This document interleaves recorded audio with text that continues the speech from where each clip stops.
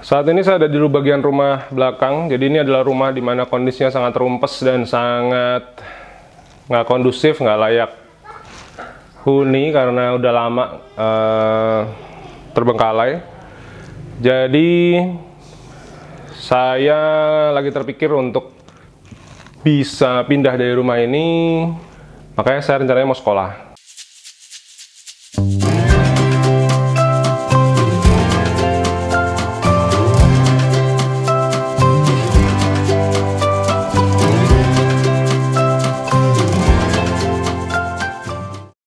Rencana pertama, saya mau ke Melbourne, sekolah di RMIT.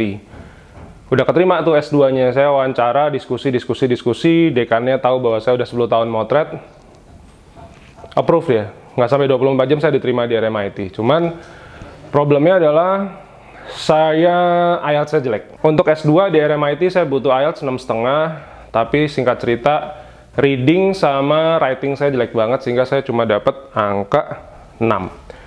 Dari situ akhirnya saya desperate juga gitu, gimana caranya biar bisa tetap dapat pengalaman tinggal di luar negeri. Kemudian akhirnya saya daftar diploma. Singkat cerita saya keterima diploma, cuman masalahnya di Melbourne itu nggak buka-buka. Jadi saya ada kemungkinan memutuskan tinggal di Belanda tahun depan. Untuk sekolah fotografi di sana, nggak tahu 3 tahun mungkin, seperti itu. Anak istri saya jelas saya bawa, karena saya nggak bisa hidup tanpa mereka. Dan masih tetap kepingin bikin satu guest house, satu villa. Mungkin kita kembangin dikit-dikit, ada yang di Belanda, ada yang di Indonesia. Kita nabung bareng-bareng. Gimana caranya saya menantang diri saya sendiri untuk bisa mengelola hospitality di negara yang berbeda. Karena 8 tahun ini saya udah bikin 3 ya. Capek juga gitu 3 tahun. Kayaknya udah mau tamu ke 2000 sih kalau catatan saya ya. Jadi nanti kita coba di Belanda biar bisa move on ya. Berjuang lebih baik lagi. Jadi ini yang di belakang saya ini adalah kos-kosan warisan mama. Jadi pada tahun 2002 saya masih SMA.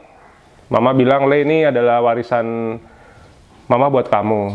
Cuman karena ada tantangan satu dan lain hal, sehingga rumahnya nggak bisa saya miliki. Jadi saya, Nina, sama anak-anak belum punya rumah sampai sekarang. Saya tinggal numpang di rumah eyang saya.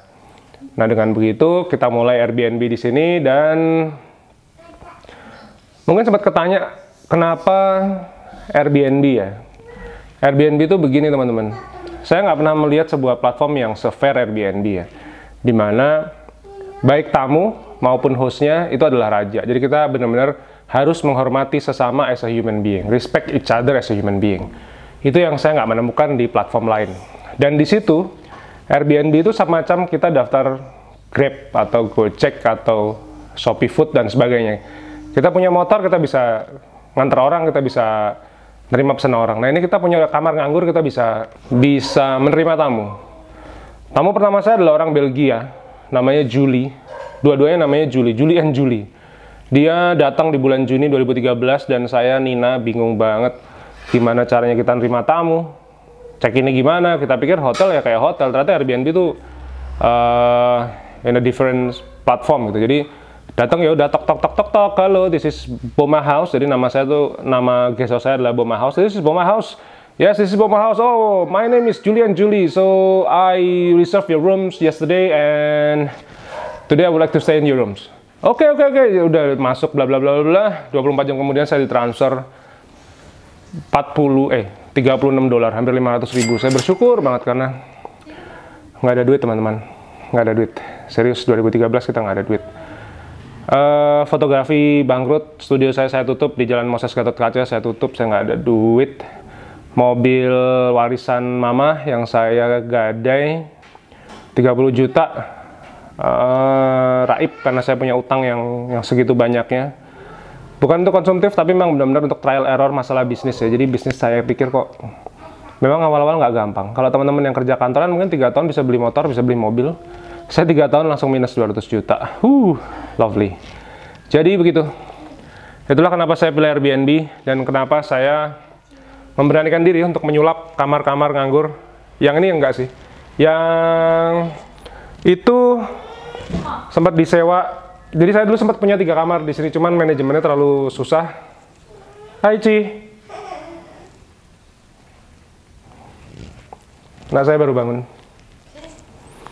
Manajemennya terlalu susah sehingga saya tutup. Saya punya 2 kamar di sini, satu pakai fan $10 dan tidak pakai fan $12. Teman-teman sih yang pengen punya hunian Airbnb ya tinggal buka aja. Nggak ada yang susah, nggak ada yang gimana-gimana, buka-buka aja. Ini tuh kayak bisnis apa adanya gitu. Jadi nanti di playlist hospitality saya akan share bagaimana cerita perjalanan saya memulai sebuah bisnis perhotelan dengan modal yang sangat terbatas. Kalau saya bilang terbatas, memang benar-benar terbatas, dan saya membangun bisnis ini dalam keadaan saya chaos. Nggak ada duit. Jadi mudah-mudahan bisa menginspirasi teman-teman di rumah tentang bagaimana caranya kita memulai bisnis hospitality dengan modal cepat. Saya menulis pengalaman saya di ebook Airbnb Host, teman-teman bisa akses ebooknya di bawah. Bisa beli via website saya, bisa lewat Android Bookstore. Dan itu adalah cerita pengalaman saya jujur-jujuran bagaimana saya membuka bisnis ini. Saya menghidupi bude saya yang sudah pensiun, udah 60 tahun. Pensiunnya 1,6, tapi dia dapat dari share profit yang saya serahkan di rumah kedua saya, hampir 2 juta, 2,5 juta. Nina transfer dia. Seperti itu, jadi alhamdulillah usaha yang kita rintis menghidupi bude saya di masa pensiunnya dia. Stay tune teman-teman, saya akan sharing lagi tentang dunia hospitality. Mudah-mudahan sekali bisa menginspirasi teman-teman. Ya, kalau yang mau suka fotografi ya bisa lihat channel YouTube saya di playlist yang lain. Tapi kalau yang hospitality, ini adalah tempatnya. Saya udah 8 tahun di Airbnb, jadi insya Allah saya bisa share banyak hal. Suka dukanya, benefitnya, kerugiannya apa, saya insya Allah bisa share. Dan saya udah 8 tahun masih tetap di Airbnb. Stay tune guys, kita ketemu di video berikutnya.